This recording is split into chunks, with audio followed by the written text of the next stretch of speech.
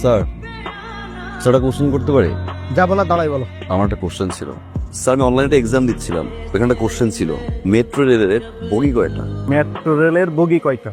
একটু বলবেন please sir, metro রেলের বগি কয়টা? সরি, এই মুহূর্তে মনে পড়ছে না, তোমাকে আমি নেক্সট ক্লাসে জানাই। সরি কেন স্যার? সরি কেন? আপনি সারাদিন স্যার টাই নিয়ে ব্যস্ত থাকেন। আপনার টাই, আপনার কমপ্লিট স্যুট, পলিশ ঠিক আছে কিনা, বাসায় আপনার ওয়াইফ আপনাকে খুব বকাঝকা করে স্যার। এই রাতটা এসে আপনি ক্লাসে ঝাড়েন। আপনার একটা কমপ্লেন আছে স্যার, আপনার ওয়াইফ অনেক টিকটক করে, তাই না স্যার? যেন আপনি টিকটক দেখতে পারেন না, যার কারণে স্টুডেন্টদের সবসময় টিকটক নিয়ে কথাবার্তা বলেন। যখন কোন স্টুডেন্ট আপনাকে কোনো কোশ্চেন করবে, উত্তরটা কাইন্ডলি ঠিকঠাক মতো দিবেন স্যার, না হলে ক্লাস থেকে আমি নিজেই বেরোয় যাচ্ছি।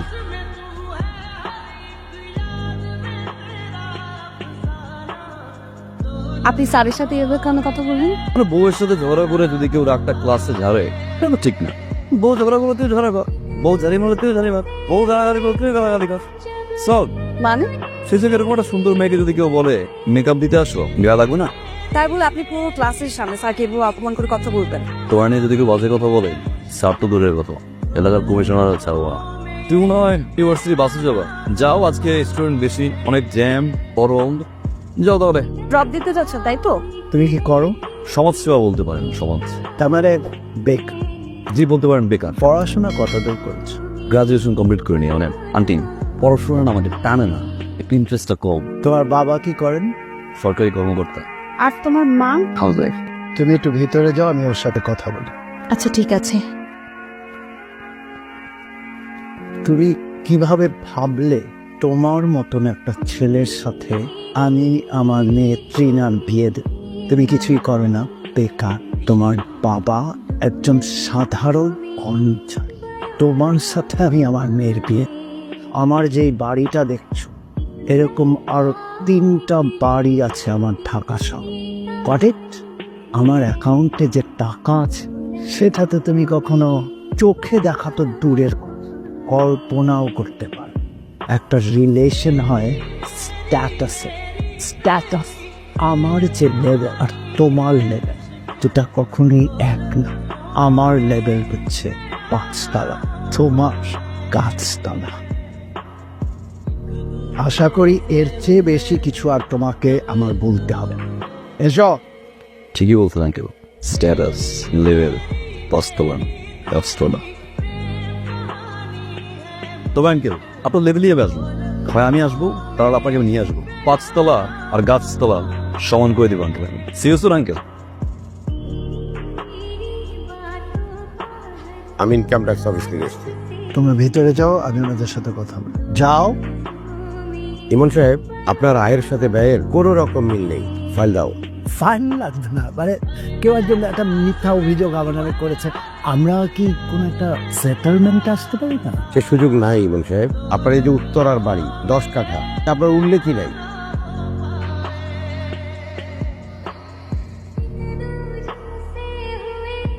সবকিছু উঠছে, তাড়াতাড়ি করো। আরো কিছু বাকি আছে আঙ্কেল। সাইকেল লেভেল করছিলেন না, আজকে তো দেখি আপনার লেভেল ট্রাকে। অহংকার পতনের মূল। আপনার 5 তলা আর নিচতলার উদাহরণ দিয়েছিলেন না আঙ্কেল? কি বলছিলাম, হয় 5 তলায় যাবো, নাহলে গাছতলায় নাম।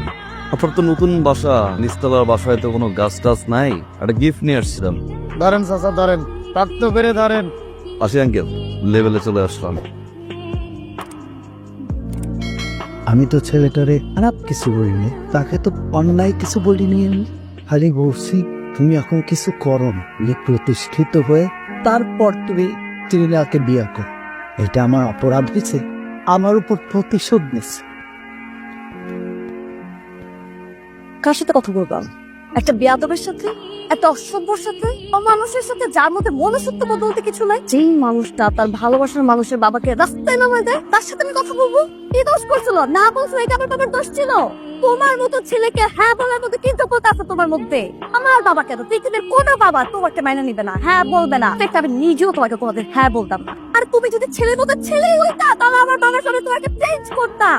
তুমি আসলে একটা ছোট লোক, ছোট লোক তুমি। আমি তোমার এই চেহারা তোমার জীবন দেখতে চাই। আমি তোমাকে জাস্ট ঘৃণা করে তোমাকে আমি কথা শোনো, এই একদম পুলিশে ধরাই দেবো।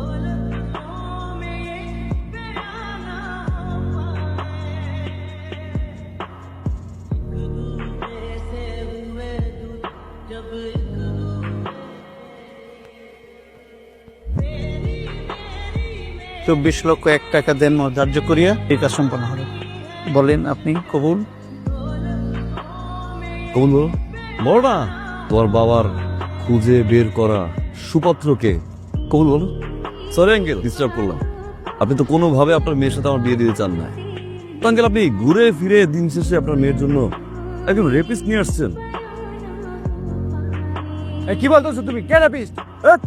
2003 সালে স্কুল পড়ুয়া একটা মেয়েকে 6টা ফ্রেন্ড নিয়ে ধর্ষণ করে। আর সেই 6 জন জানোয়ারের বাচ্চার ভিতরে এই জানোয়ারের বাচ্চা একজন রেপিস্ট যদি সুপাত্র হয়, বেয়াদ বিষয়ে ভালো আছে। ও মিথ্যে বলতেছে, পত্রিকা বিশ্বাস করে না ভাই, বানোয়ার। বেরোন এখান থেকে। একটা কথা বললে পুলিশ ডেকে ঘাড় ধাক্কা দিয়ে এখান থেকে বাইরে। তোমার কারণে আমার মেয়েটা আজকে একটা বিপদের হাত থেকে রক্ষা পায়। তোমার কারণে আমার মধ্যে একটা রিয়েলাইজেশন আসছে। সেদিন তোমাদের সাথে সত্যি অন্যায় করছে আর তোমাকে ছোট করেছে। তোমাদের বিয়েতে এখন আমার আর কোনো আপত্তি নেই।